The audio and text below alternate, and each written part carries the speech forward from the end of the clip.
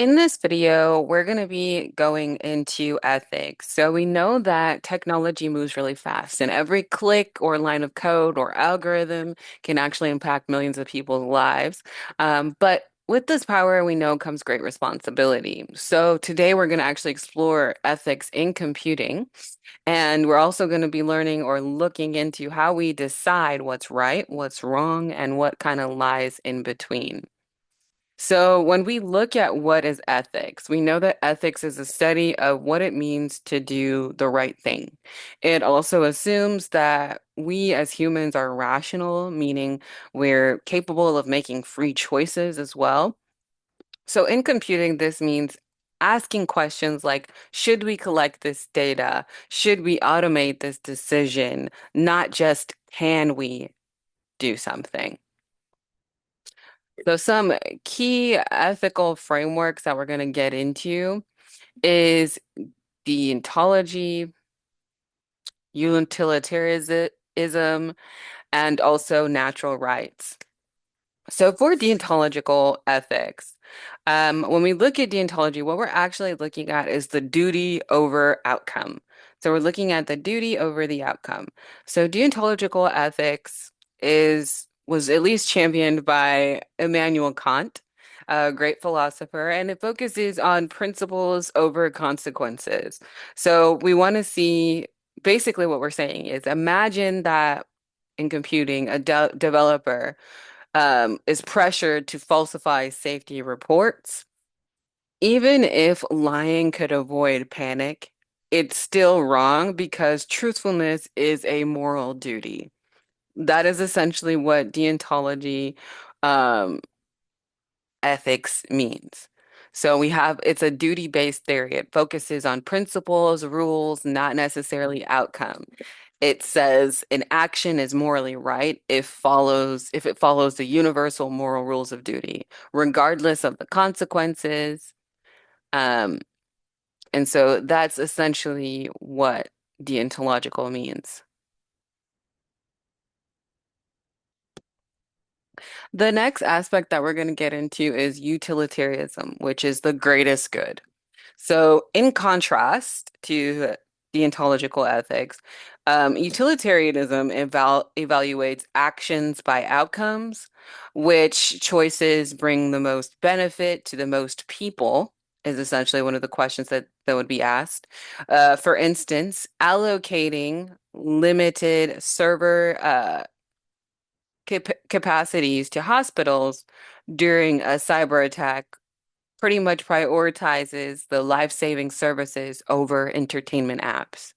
So if, for example, that hospital was choosing to limit the server capacity during a cyber attack, only prioritizing individuals who were working on saving their lives over things like the IU Health Portal or anything that is pretty much just for entertainment apps. That is essentially what utilitarianism is for the greatest good.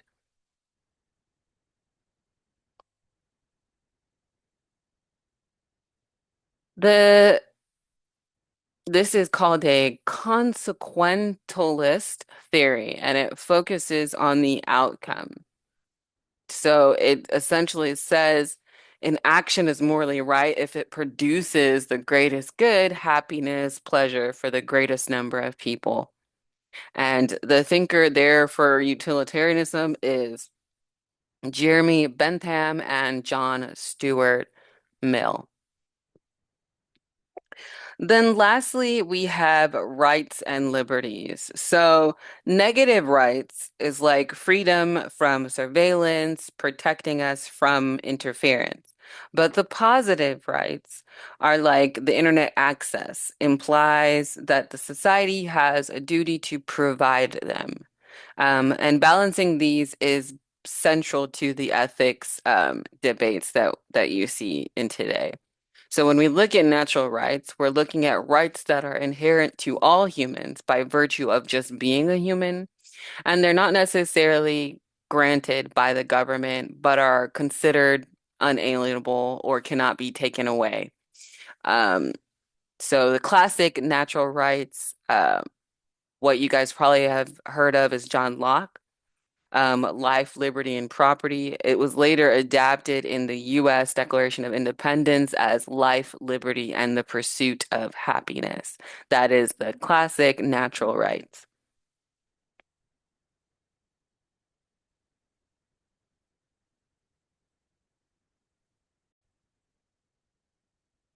So now we get into some of these ethics, some ethical views. So what we're going to do is separate these two and kind of see real world scenarios as they relate. So for a variety of ethical views, there is negative rights, which are liberties, the right for us to act without interference, which I spoke to earlier. Positive rights, which claims rights, which is an obligation of some people to provide certain things for others. Now, for example, we have a scenario where social media, um, their engagement can amplify misinformation.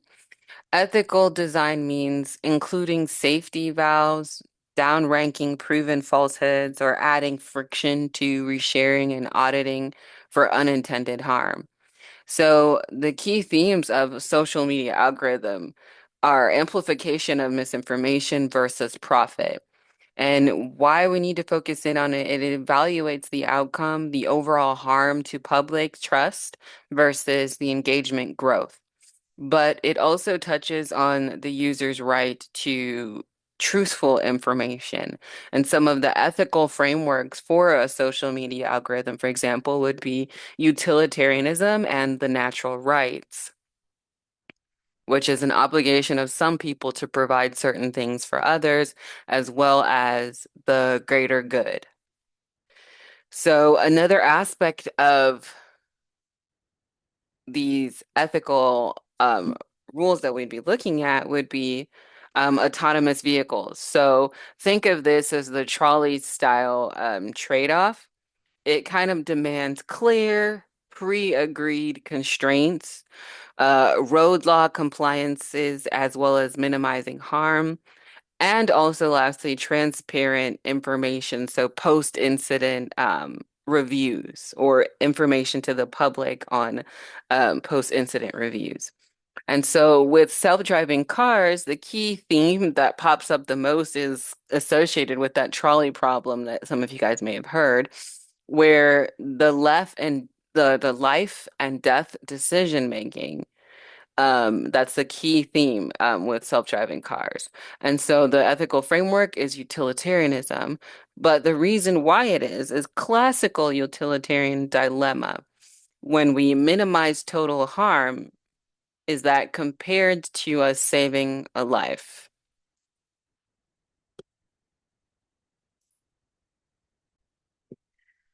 And essentially, the next aspect that we'll kind of look at for more of real world scenarios is data privacy. For services that often collect personal data or we should be respecting that autonomy. So we want to obtain meaningful consent. We want to have minimized data. We want to have us avoiding treating people as just mere data points. But with data privacy, there are certain key themes of that with, for example, consent, surveillance, and autonomy. So some of the ethical frameworks that are associated with data privacy is deontology, which is the Kantian ethics, as well as natural rights. And again, those natural rights can include multiple aspects. We have negative and positive rights. And the reason why we're focusing on this is the deontological rule, expresses to treat individuals as ends, not means. So privacy is a natural right, but not just a utility calculation. So some of these real world examples kind of help us navigate or guide through or introduce key ethical theories. And at least where they're applied through within life as case studies.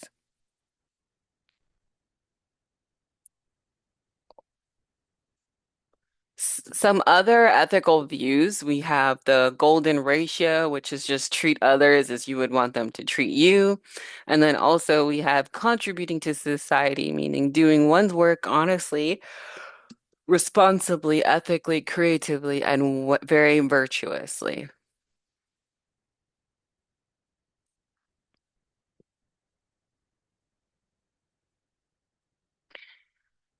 Then we also have a social contract and a theory of political justice. Are people willingly submit to a common law in order to live in a civil society?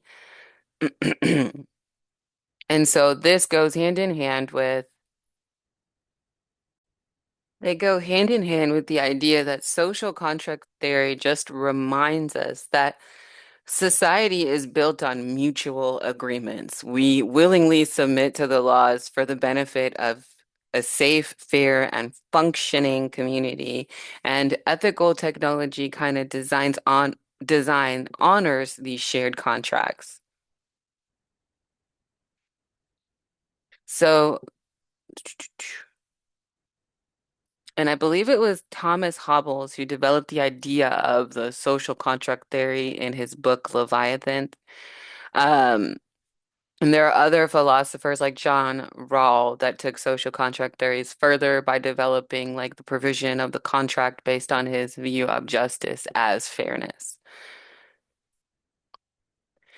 We also have ethical theories that do not provide kind of clear in controvertible correct positions on most issues. So we can use the approaches we described to support opposite sides of many issues. So there's no simple answer.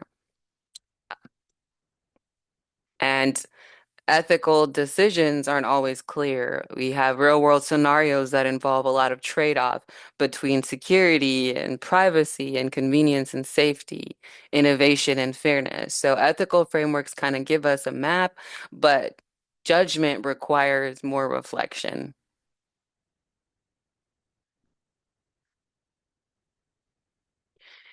So some of the things that we want to think about before we move on to do organizations have ethics is embedding ethics in the build process. So some of the things we want to think about is shift left ethics.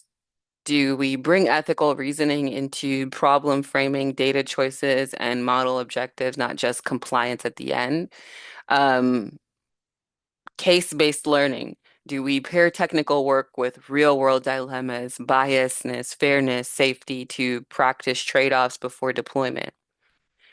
Another thing about embedding ethics into our build process before we get into the organization is designing guardrails. Is there documents about non-negotiables, no hidden dark patterns, and review checkpoints? Are we reviewing those checkpoints? And also, are we assigning owners for risk? These are some of the things you want to think about as you are understanding ethics and how ethics can be embedded into build processes. So, do organizations have ethics? Absolutely. So, while individuals make decisions, companies are also accountable or should be accountable. So ethical practices must live at every level, from engineers writing code to executives shaping the policy. And so when we look at embedding ethics into the build process, we have to look at the framing, the data choices, the model objectives. We have to look at that compared to the technical work along with the real world dilemmas. What are the biases? What are some trade-offs? Then we also have to look at the guardrails. What are non-negotiables, hidden dark patterns? What checkpoints are in place there for review? So some philosophers actually argue that it's meaningless to speak of a business or organization as having ethics. Individual people make all decisions and take all action. Others actually argue that an organization that acts with intention and a formal decision structure is a moral entity. However, viewing an organization as a moral entity does not diminish the responsibilities of the individual people. So you want to think about that process as well.